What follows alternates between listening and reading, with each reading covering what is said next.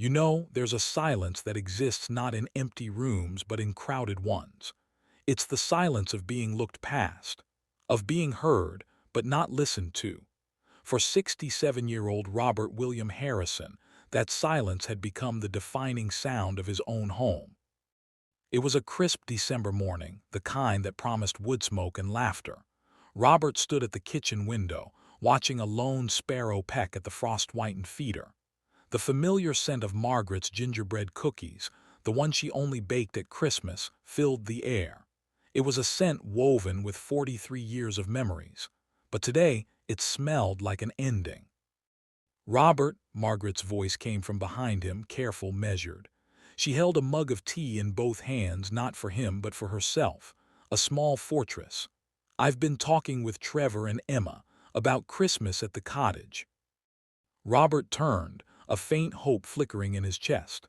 The old pine is probably sagging under snow by the lake, he said, attempting a smile. I should check the structural stress we discussed last year. Margaret didn't smile back. She looked into her tea. That's just it, Robert. The discussions. The children feel they think it's better if you sit this one out. The words didn't land with a crash. They settled like dust, cold and final. The clock on the wall ticked. The sparrow flew away. Sit this one out. The phrase was alien, a term for a benched player, not a husband, a father. They want a peaceful holiday. Every time we're together, there's commentary. Trevor's career choices, Emma's parenting, the way I manage the house.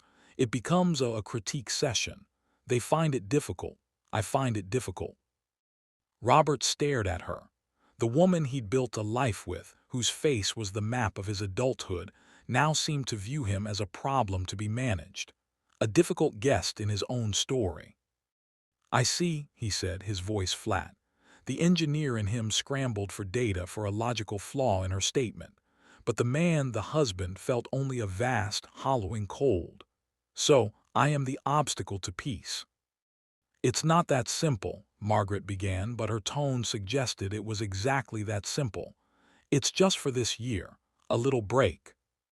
A little break from his own family at Christmas, the ultimate audit, and he had failed.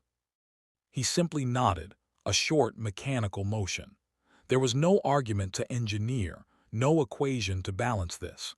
He walked past her, his footsteps echoing too loudly in the suddenly cavernous house, and descended the stairs to the one place that still felt like his, the basement workshop.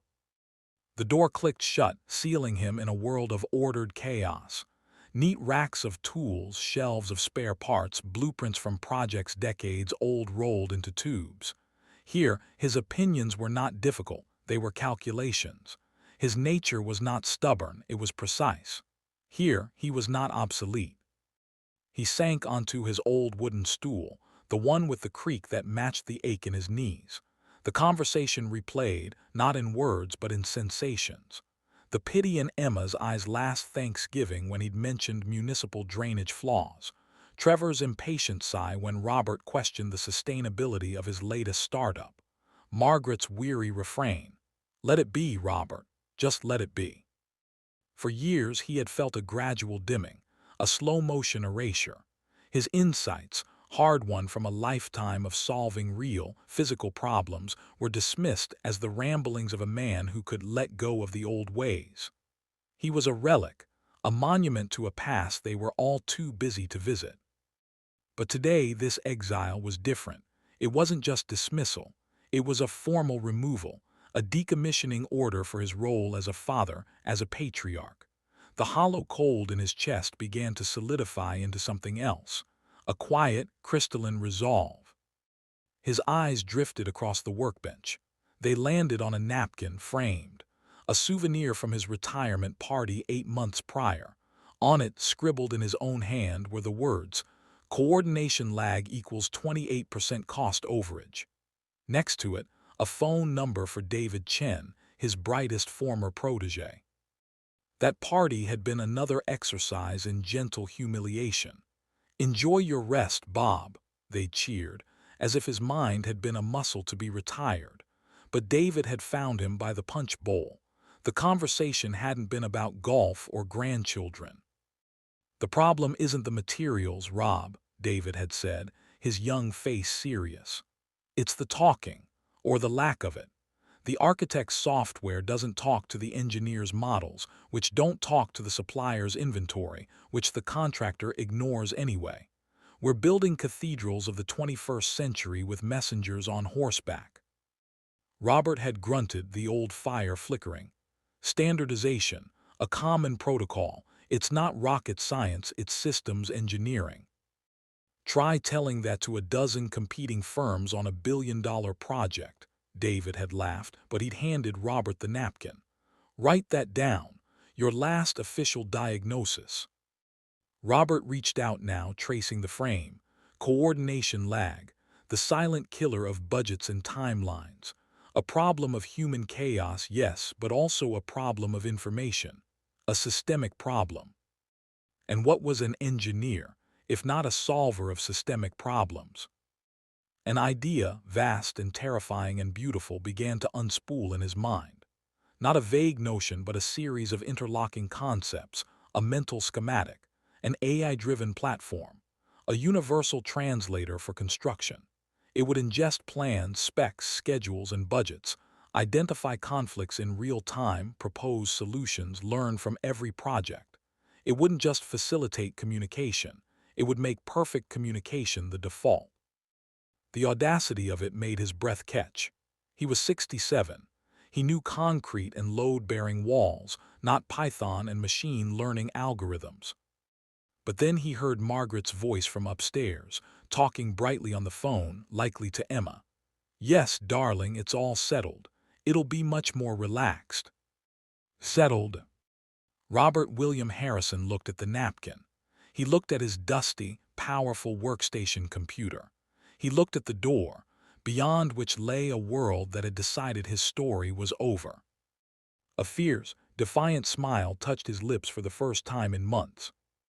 "All right," he whispered to the empty workshop. "Let's build something." The next morning the house was empty, the family having left early for last-minute shopping, a whirlwind from which he was conspicuously excluded. Robert didn't linger. He drove to the library, a place he hadn't visited in years. He didn't head for the engineering journals. He went to the technology section. He pulled beginner books with titles like Coding for Absolute Beginners and AI Demystified. He checked them out under the slightly bewildered gaze of the young librarian, his arms laden with volumes that felt both alien and thrilling. His workshop transformed. Blueprints were gently moved aside. The computer, once used for 3D modeling of bridge components, now hummed with new purpose. He started with online courses, his progress agonizingly slow. The syntax of code was a foreign language, the logic gates of machine learning a strange new geometry. He made errors. He crashed programs. He spent hours debugging a single line of code, his frustration a physical heat in the small room. But with each small victory, a script that ran, a simple model that learned to identify a beam stress pattern from a library of blueprints, the cold, hollow feeling receded, replaced by a glowing, focused warmth. This was a problem, and he was solving it. He became a ghost in his own home. He joined Margaret for dinner, nodding at stories of the children, offering only vague murmurs about keeping busy with a little project.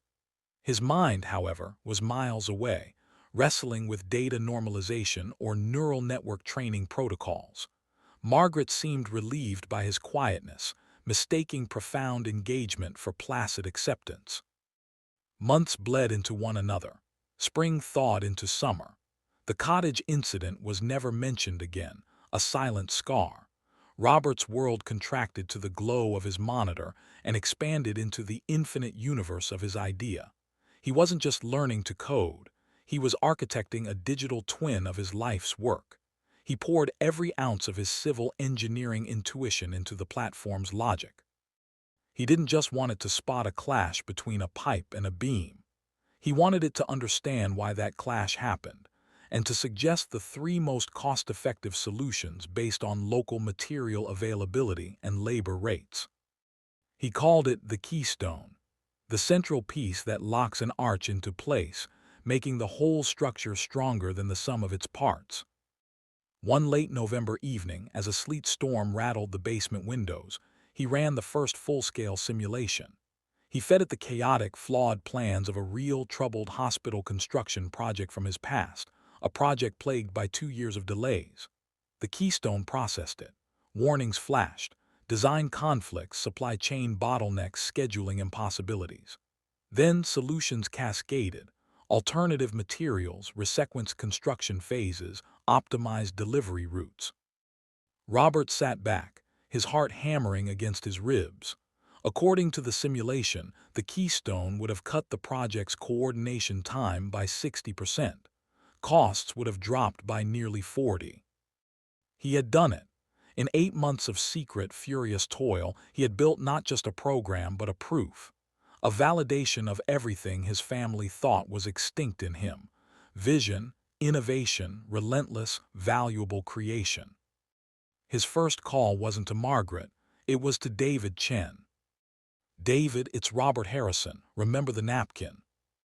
David's reaction was a symphony of shock, awe, and immediate understanding. He came to the house, not as a former subordinate visiting a retired mentor, but as a tech executive assessing a seismic disruption. In Robert's basement, surrounded by the ghosts of old projects, David saw the future. "Rob, this is it," David breathed, scrolling through the interface. "This is the thing everyone is trying and failing to build. You've baked the why into the how, the industry knowledge, it's priceless." "What do I do with it?" Robert asked, the practicalities dawning on him. "You let me make a call," David said, a grin spreading across his face. "To some people who speak only one language but speak it very fluently, potential." The people were Apex Ventures, an investment firm known not for flashy apps but for deep, boring, billion-dollar infrastructure in tech. David set up the meeting. Robert, in his one good suit that felt suddenly too big on his thinner frame, presented the Keystone. He didn't use buzzwords. He spoke about stress and load and waste and time. He spoke as an engineer. The partners at Apex, a mix of young data scientists and grizzled industry veterans, asked brutal, insightful questions. Robert answered every one. He saw the moment it shifted, when their polite interest sharpened into avaricious focus. The offer came a week later, not a partnership, a buyout. $8.5 million for the complete platform, the IP, and a 1-year consulting contract. Performance-based earnouts could bring the total to $20 million over 5 years. Robert read the number on the document. Then he read it again. The sum was abstract, a constellation of zeros. What wasn't abstract was the signature line, the authority it represented, the objective, undeniable value. He signed without telling a soul. Christmas Eve arrived. The house was festooned with decorations Margaret had put up alone. It was painfully cheerful. Trevor and Emma arrived with their families, a whirlwind of hugs and laughter that parted and flowed around Robert like water around a stone. He was there, but he was furniture. The air was thick with unspoken words. The children made cheerful, condescending small talk. "Keeping out of trouble, Dad?" Trevor asked, clapping him on the shoulder. "Don't tinker too hard down in your cave." Emma handed him a present, a luxurious, soft blanket. "For your naps," she said kindly. Margaret watched it all with a tense smile, the peacekeeper. Robert accepted it all with a calm that ran down to the bedrock of his secret.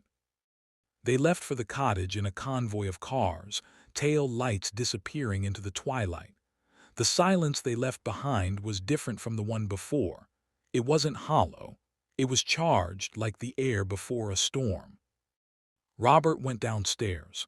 He didn't work on the Keystone. That was done. Instead, he opened a bottle of single malt David had given him as an early Christmas gift. He poured one glass and raised it toward his framed napkin. "To coordination," he murmured and drank. At midnight, his phone buzzed. Apex's press release had gone live. Industry veterans' AI platform, the Keystone, acquired by Apex Ventures to revolutionize construction. He forwarded the release to the family group chat. He added no message, no "look what I did," no "I told you so," just the raw, incontrovertible fact. Then he went to bed and slept the deepest, most peaceful sleep of his life. The storm broke just after dawn on Boxing Day. His phone exploded, not with calls from news outlets, though those would come, but from his family. First Trevor, "Dad, what is this? Is this real?" Then Emma, "Daddy, 8.5 million, you built this." Finally Margaret, her voice trembling on the edge of tears, and something else, shock, awe, horror. "Robert, why didn't you tell me? All those months you were building this." He invited them all to the house. They arrived not as a cheerful convoy, but in a stunned, single file. They gathered in the living room, the same room where his exile had been declared. The blanket from Emma lay folded, untouched on his chair. Robert stood before them, not defiant, not triumphant, but simply present, fully, finally visible. "It's real," he said quietly. "I called it the keystone. It solves the coordination problem David and I talked about." Trevor, the startup wunderkind, was pale. "The scalability, the market capture. Dad, this is a unicorn. You built a unicorn in the basement." "I built a tool to help people build things better," Robert corrected softly. Emma was crying, silent tears of profound shame. "All those times we thought you were just complaining. We thought you were stuck, and you were solving the actual problem." Margaret simply stared at him as if seeing him for the first time in decades.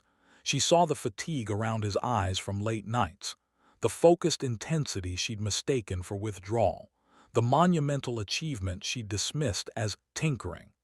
The greatest adventure of his life had happened 20 feet beneath her, and she'd been oblivious. I'm so sorry, Robert," she whispered, the words shattering the last pane of glass between them. "I didn't see you." It was the apology he hadn't known he needed, not for the money, but for the blindness. "I didn't show you," he replied, his own voice thick. "I thought you wouldn't want to see." What followed wasn't an instant fairy tale ending. It was the beginning of a difficult, honest reconstruction. They started family therapy, not to smooth things over, but to dig down to the foundations. Robert learned to express his insights not as critiques, but as contributions. Trevor and Emma learned to listen not as children to a scolding parent, but as professionals to a master of his craft. The money, life-changing as it was, became secondary. The real currency was respect.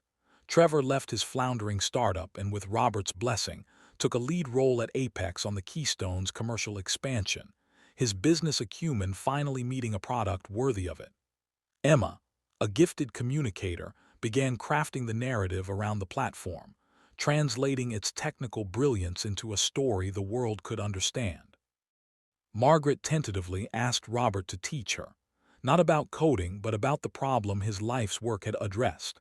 She sat with him in the workshop, now a place of pilgrimage, and he showed her blueprints, explained stresses and tolerances. For the first time in years, they had a conversation that didn't revolve around family logistics or past grievances, but about ideas, about the future. The following December, the family gathered again at the cottage by the lake. The old pine was indeed heavy with snow. The air was filled with the same scents, gingerbread, pine, wood smoke, but the silence was gone. There was talk, real talk. Trevor sought Robert's advice on a staffing issue. Emma discussed a marketing strategy. Margaret and Robert walked by the lake, their gloved hands finding each other's, not out of lifelong habit, but out of rediscovered choice. During dinner, Robert raised his glass. "I'm not one for speeches," he began, and everyone smiled, a real smile. "But this past year, it wasn't about proving anyone wrong. It was about remembering what I was right for. The keystone wasn't my answer to you. It was my question to myself. And the answer was, I'm not finished." He looked at each of them, his wife, his children, their spouses. "We're not finished. This," he said, gesturing around the warm, crowded room, This is the real project, and it's always under construction. They clinked glasses, the sound bright and clear in the winter night. The project was flawed with cracks and patches, imperfect materials, and a forever-shifting design. But the foundation, rocked for a moment, had been repaired. It was stronger now, honest. It could bear the weight of what was to come. Back home, Robert still descends to his workshop. Apex has offered him a gleaming office downtown. He declines. He prefers the familiar creak of his stool, the shadow of his old blueprints on the wall. On his screen now are new schematics, not for bridges or buildings but for the next iteration. A platform to coordinate sustainable energy grids. The problem is bigger, the variables more complex. He feels a familiar, thrilling itch in his mind. He is not a retiree. He is not a difficult man. He is an engineer. And outside, the world waits, full of problems only a persistent, experienced mind can solve.